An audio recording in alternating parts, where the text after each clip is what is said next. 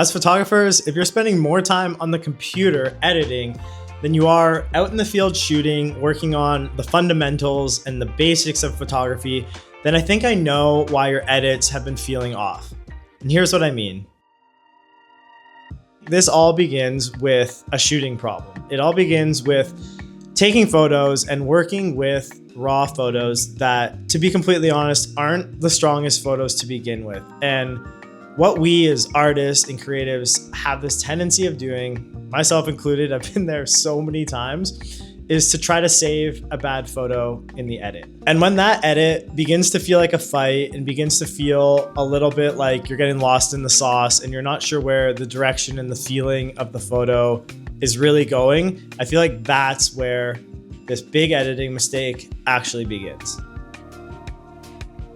What tends to happen is you go out and you do a shoot and you come home, and I know the excitement, you upload your SD card, you pop open Lightroom or Capture One, whatever you edit with, and you're so pumped, and then you end up spending like half an hour, a couple hours, maybe on one photo or a couple photos, and you kind of lose the initial direction of like, what story, what message, what feeling am I trying to convey in this photo? We lose the forest for the trees. And what I mean by that is we try to fix what is potentially an okay photo, and we try to make it a really good photo in the edit. That's never, ever gonna happen. It's just not possible to make a weak photo in terms of composition, in terms of lighting, in terms of story.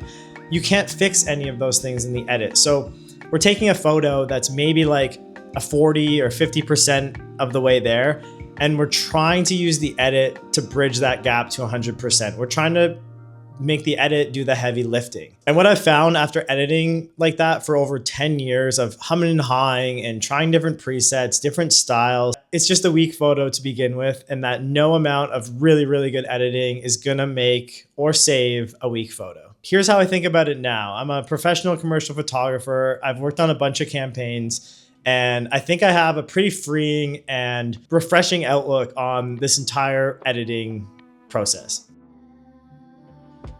How I now look at photography and when I sit down and I edit photos and I'm going through my selects is I'm looking at them completely unedited and I'm asking myself, what photos here are like 90% there?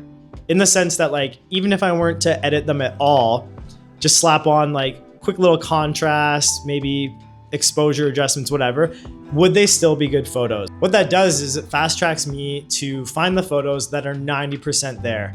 And then what the edit does is it just takes that photo from 90% to 95. We don't have to worry about 100%. Perfection's not the goal here. But if you can find those photos that in composition, in lighting, in story, in posing are 90% there, it's so much more freeing to just be like, all I'm doing is taking this photo from 90 to 95. And I'm not taking this photo from 50% to 100%, which requires so much more heavy lifting. When it's a good photo, it actually makes the editing so easy. And when it's a weak photo, it tends to make the edit really, really difficult. And there's a reason why we get stuck in this loop.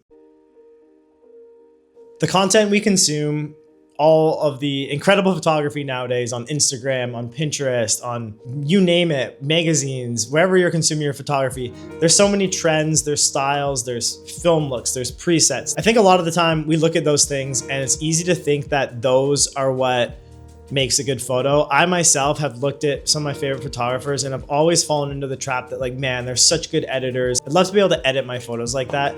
And what I'm realizing over time is that, yeah, they're pretty good editors, but they're honestly almost always really, really, really strong photos to begin with. And that's the huge difference that I've been missing. You can't just take one of their presets and slap it on a weak photo and make a good photo. Like it's never gonna happen. Editing is often a lot easier, or it feels easier than getting the good photos right out of camera, right? I think it's easier as a creative or photographer to tell yourself like, oh yeah, I can spend a lot of time editing this and get this good. But going actually out there again and shooting and spending the time in the field, preparing, doing pre-production, finding good references, learning good lighting, learning how to pose people, all that stuff's really hard.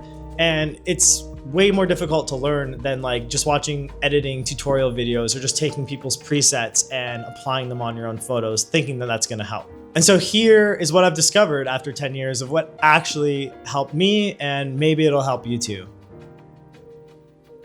The first thing is to shoot with more intention. Keep it simple and focus on, when you're out on shoots, taking good photos. Don't be like, oh, this photo is gonna look sick when I slap on this edit, or when I change this, or when I change that. But ask yourself, when you're shooting and when you're consuming and reflecting on photography, what makes this photo good? Why do I like it? For me, it often comes down to lighting. It comes down to cool, unique composition, cool angles. And it, most of all for me, comes across with a feeling and emotion of like, wow, I remember that photo. I know what they're going for, and I know how it makes me feel. It might make me feel pumped up, may make me feel sad, might make me feel nostalgic. But those are the things I think to focus on the most. Second thing is to keep your edit simple. Most of the time we over edit our photos, mostly for the reasons I've been talking about. So if you ever start feeling like you're spending a lot of time in the edit, or you're doing this and that and tweaking and adding these radio masks and etc., maybe just completely reset, go for a walk, come back, and just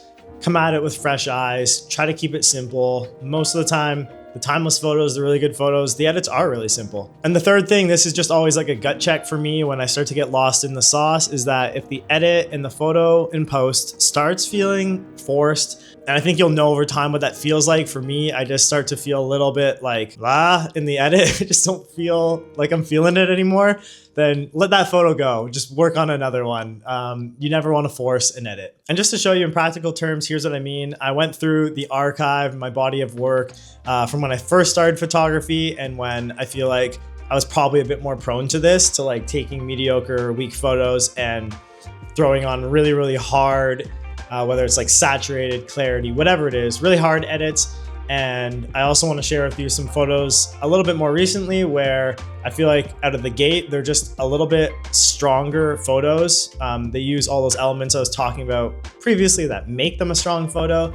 And the edits actually aren't that wild. They're not that crazy, but they just feel really good to me. So all in all, my big takeaway here, it's super simple. It's to think of editing in a philosophical sense as just polishing up an already strong photo. You're not rescuing a weak photo. If you want better edits and you want better photos, I think the key to it is to shoot more. It's not to edit more. I know that's counterintuitive, but this is just what I found to be true. After analyzing a bunch of photographers' work, after talking with them, after learning with them, one thing that seems to be the common thread of all of them is that they have really, really strong raw photos straight out of camera to begin with, and they're not taking weak photos and making them good in the edit. And I think that's really freeing to think of it that way.